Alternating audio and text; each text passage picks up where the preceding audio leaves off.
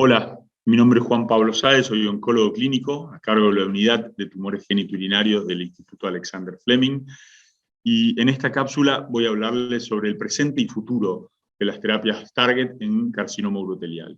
Quiero agradecer antes que nada a la Asociación Argentina de Oncología Clínica y al laboratorio Janssen por invitarme a dar esta presentación. El cáncer urotelial es una enfermedad histológicamente heterogénea, ¿sí? Ni siquiera la histología es igual entre todos los tumores. Estas son algunas fotos de distintos carcinomas uroteliales con sus distintas diferenciaciones: escamosa, plasmocitoide, anidada. Y sin duda tratamos diferentes estas variables histológicas. Pero también es una enfermedad biológicamente heterogénea. Ya desde el año 2014 conocemos el Atlas del Cáncer, que nos empezó a dividir el carcinoma urotelial en tumores luminales, en tumores basales, en tumores neuronales, y a lo largo de los años fue evolucionando esta clasificación.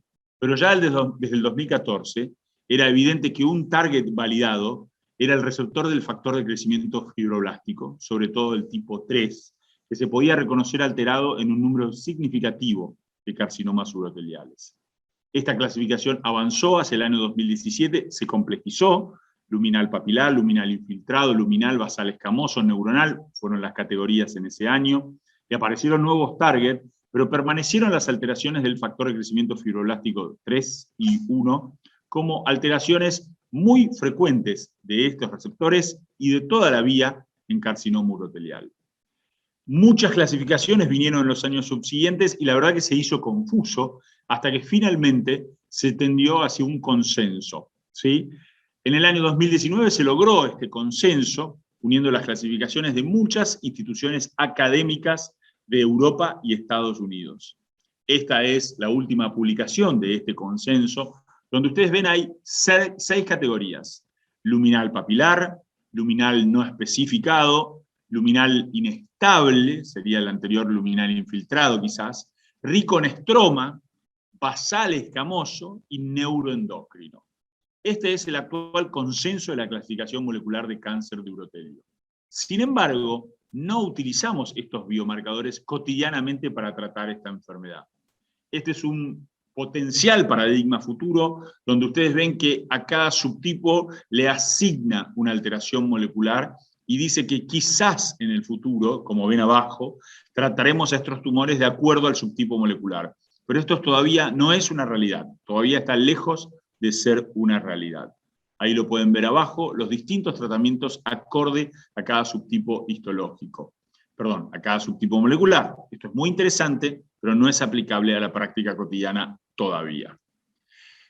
Una sobresimplificación, un error creo yo que se comete cotidianamente en el tratamiento de esta enfermedad o en la interpretación de esta enfermedad, es decir que hay solo tumores luminales y basales. Quizás algo que arrastramos de cáncer de mama, una enfermedad que es más común para el oncólogo general, y entonces arrastra esta clasificación de luminal y basal, y dice: los luminales son tumores que responden menos a la inmunoterapia y suelen tener más alteraciones del receptor de la vía del factor de crecimiento fibroblástico. Los basales responden mejor a la quimioterapia. Esto es parcialmente real, no totalmente real. Hablemos primero de neoadjuvancia y luego voy a hablar de metastásico. En neoadjuvancia, ¿qué sabemos de terapias target o de medicina de precisión?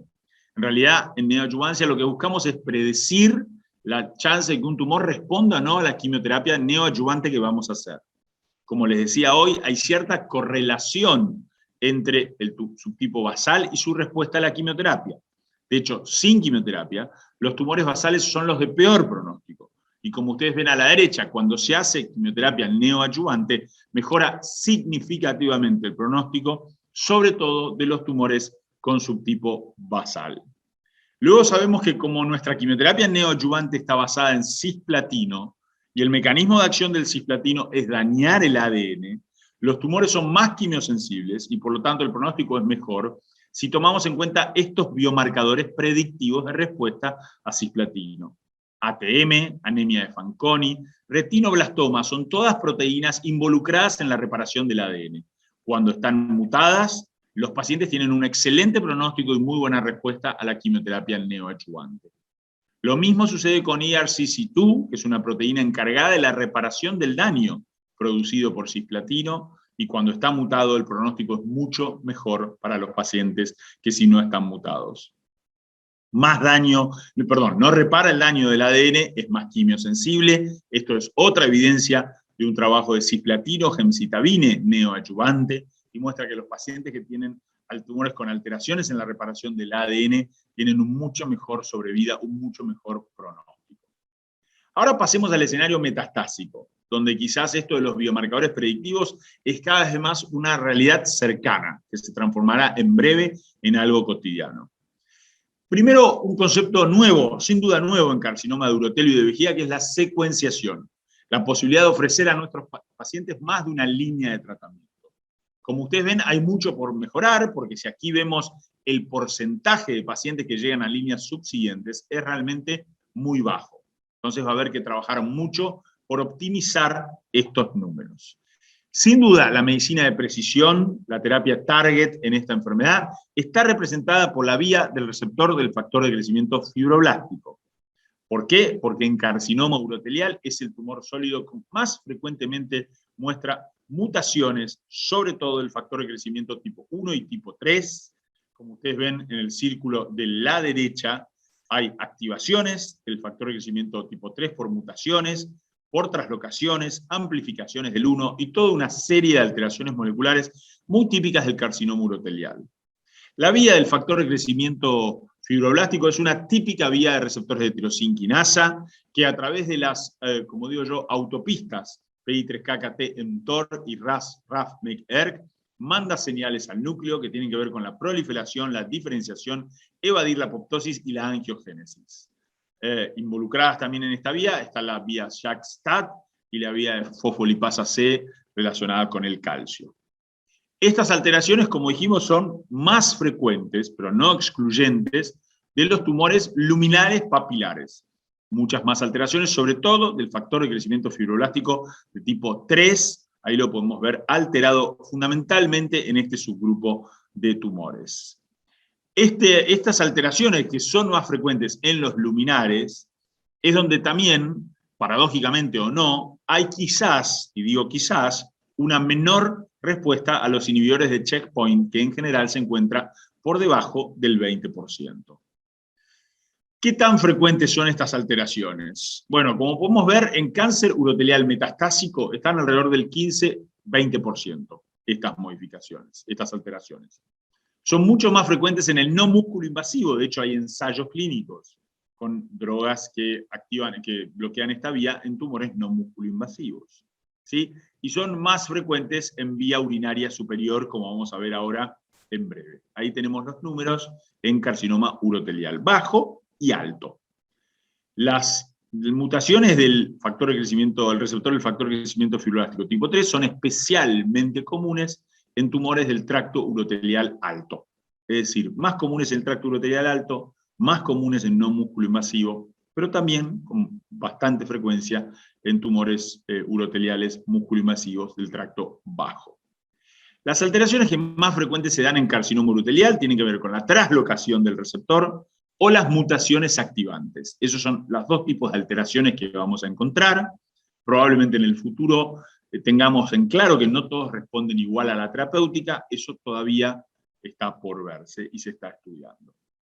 Lo más común, como dice acá, sobre todo son estos dos tipos de receptores, mutaciones activantes, sobre todo en tumores, como decíamos, no músculo invasivo y de bajo grado, 12, 15, 20% en músculo invasivo y del tracto urinario bajo, y como decíamos también, más comunes en el tracto urinario alto. El estudio pivotal que demostró que esta es una vía accionable es el BLC 2001, presentado inicialmente por la doctora Siebske-Ratke del MD Anderson en la reunión anual de ASCO del año 2018, con erdafitinib. El erdafitinib es un potente inhibidor, pan-inhibidor del receptor de factor de crecimiento fibroblástico desde el 1 hasta el 4. Se concentra dentro de la célula y tiene una larga actividad. Este estudio tuvo un diseño, como ustedes ven aquí, fue un estudio fase 2, en donde primero se escrineaba para alteraciones de la vía del receptor del factor de crecimiento fibroblástico. Y esto se hacía en tejido. Y luego se seleccionó un régimen que era 8 miligramos por día, que se podía elevar a 9 miligramos por día. Se trataron 100 pacientes, y estos pacientes tenían que haber progresado a una línea con quimioterapia, o dentro de los 12 meses de la neoadyuvancia con quimioterapia. Si no habían recibido quimioterapia, eran porque eran inelegibles para recibir quimioterapia. Y podían haber recibido también inmunoterapia previa. Cuando vemos el tipo de pacientes, vemos que un significativo número de pacientes habían recibido 2 y hasta 3 o más líneas. Lo ven ahí, 29 y 14%. La mayoría de ellos tenían metástasis viscerales, lo cual sabemos es un factor pronóstico adverso.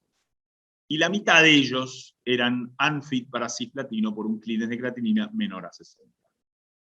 El punto más relevante de este trabajo es la eficacia, que tiene que ver con una tasa de respuesta objetiva medida por RECIST de 40%. Y como ven abajo, esta tasa de respuesta se mantuvo estable, pacientes con y sin metástasis viscerales, en pacientes que habían recibido o no previamente inmunoterapia. Cuando vemos el gráfico en cascada, vemos que el 76% de los pacientes tuvieron algún grado de achicamiento tumoral. Y como decíamos antes, el 40% alcanzó lo que llamamos respuesta objetiva por RECIST. Ahí vemos una combinación de mutaciones y de fusiones de este receptor en color celeste o en color naranja por cada paciente. La duración de la respuesta, alrededor del 20% de los pacientes seguían en respuesta al año de seguimiento de este trabajo, que son las flechas verdes que pueden ver en este gráfico de nadadores. Ahora, si ponemos la población general, quizás la duración de la respuesta es lo que más nos deja insatisfechos, porque es de aproximadamente 6 meses, con una sobrevida que casi alcanza el año, que para una segunda o tercera línea, como muchos de estos pacientes, es muy aceptable. Algunos ejemplos muestran claramente la actividad de esta droga en esta enfermedad: paciente con metástasis hepáticas múltiples, gran respuesta tumoral al erdafitinib; paciente con metástasis pulmonares, con metástasis en tejidos blandas, gran respuesta al erdafitinib. O sea, es una droga que nos ofrece fundamentalmente esto, una alta tasa de respuesta muy importante cuando hay mucha enfermedad, sobre todo enfermedad visceral, y hay que controlarla. Es una droga muy particular, tiene efectos adversos muy específicos. La hiperfosfatemia es tan característico que uno debe buscar que se produzca, porque en realidad cuando se produce hiperfosfatemia significa que la droga está actuando sobre su target. Luego hay mucositis de distintos tipos y trastornos en la piel y en las uñas, como vemos en esta siguiente diapositiva, que hace referencia a estos efectos adversos especiales que no conocíamos anteriormente, como decía, la hiperfosfatemia, trastornos en la piel que sí conocemos, por supuesto, por los inhibidores de tirosina quinasa, bastantes trastornos en las uñas, muy característicos de esta droga, y una retinopatía central exudativa serosa, o algunas otras alteraciones como ojo seco, que hacen necesario que cuando tengamos un paciente con este tratamiento, probablemente tenga que tener un seguimiento por oftalmología. Y esto sin duda es algo nuevo para la práctica oncológica habitual. Es interesante que parece haber cierta interacción entre erdafitinib e inmunoterapia. Había un grupo de pacientes, 22 pacientes para ser exactos en este estudio, que habían recibido previamente un inhibidor de checkpoint, y la tasa de respuesta había sido muy baja, apenas 5%. Ahora, cuando estos pacientes se expusieron a erdafitinib, superaron el 50% de respuesta, fue 59% de respuesta. Es decir, que parece ser, de vuelta, que hay cierta correlación entre tumor luminal, es un tumor frío, no responde a inmunoterapia, y sí responde muy bien a erdafitinib. Aquí lo podemos ver en este gráfico. Ahora bien, insisto que todas estas cosas, estamos aprendiendo mucho, están por verse. Porque cuando se hizo un subanálisis de los estudios IMvigor 210 y el Checkmate 275, con atezolizumab el primero y con nivolumab el segundo, y se evaluó esa porción de pacientes en rojo, que son los pacientes que tienen mutaciones del factor de crecimiento fibroblástico tipo 3, vemos acá la tasa de respuesta. A la izquierda son los wild type, a la derecha los mutados, en cada una en el gráfico E y en el gráfico F, y vemos que la tasa de respuesta a la inmunoterapia, que es lo que vemos en verde, en bordó y en rojo, respuesta completa, parcial y enfermedad estable, es pareja entre ambos estudios y en pacientes mutados y no mutados. Así que esta interacción todavía está por estudiarse, verse, y todavía tenemos más por aprender. Un estudio muy interesante que conocimos recientemente en ESMO, presentó el doctor Powers, es el estudio NORS. Dado que uno quiere más duración de esta muy buena respuesta que ofrece el erdafitinib, el estudio NORSE combinó erdafitinib más cetrelumab, que es un inhibidor de checkpoint del laboratorio Janssen. ¿Qué podemos ver? Que la combinación de erdafitinib más cetrelumab obtuvo una tasa de respuesta que fue más del doble, 68%, que la tasa de respuesta de erdafitinib monodroga. Y la duración de la respuesta también fue mucho más prolongada. Vemos respuestas más profundas, reducción de 51% en promedio versus 28% con monodroga, y mayor duración de respuesta, que es lo que obviamente ofrece la inmunoterapia combinada con erdafitinib. Esto es preliminar y por supuesto que requiere más estudio, pero que sin duda nos interesa y nos entusiasma. El estudio fase 3 en curso para confirmar estos hallazgos es el estudio TOR, abierto en Argentina, donde los pacientes van a ser randomizados a erdafitinib versus quimioterapia o erdafitinib versus inmunoterapia en base a lo que hayan recibido previamente, y este va a ser el estudio confirmatorio de la actividad de esta droga en cáncer de urotélico. ¿Cómo luce entonces la situación presente e inminente? Porque distintas drogas van a ser aprobadas en el corto tiempo en Argentina. Los pacientes hoy en día se tratan con cisplatino, carboplatin por 4 a 6 ciclos, y luego mantenimiento con avelumab. Ese es hoy el estándar of care para la mayoría de los pacientes. Y solo los pacientes no aptos para quimioterapia, que son menos del 10% en general, reciben inmunoterapia en primera línea con pembrolizumab o atezolizumab. A la progresión al mantenimiento o a la progresión a la inmunoterapia es el momento en donde vamos a tener que decidir entre ofrecer enfortumab vedotin o erdafitinib cuando tengamos ambas drogas disponibles en Argentina. Entonces, mis conclusiones son que el estándar de tratamiento se modifica constantemente en carcinoma urotelial, gratamente, entre otras cosas porque la inmunoterapia revoluciona todos los estadios. Pero también porque el tiempo de tratar a todos los pacientes de la misma manera se va acabando en esta enfermedad. Vamos a tener que testear a todos durante la primera línea para decidir sobre tratamientos target en segunda o en tercera línea. La secuenciación será una realidad en el corto tiempo. Aún la mejor secuencia se desconoce. El erdafitinib ofrece sin duda una opción nueva con altas tasas de respuesta en pacientes pretratados y con factores de mal pronóstico como enfermedad visceral. Nada más, muchas gracias por su atención.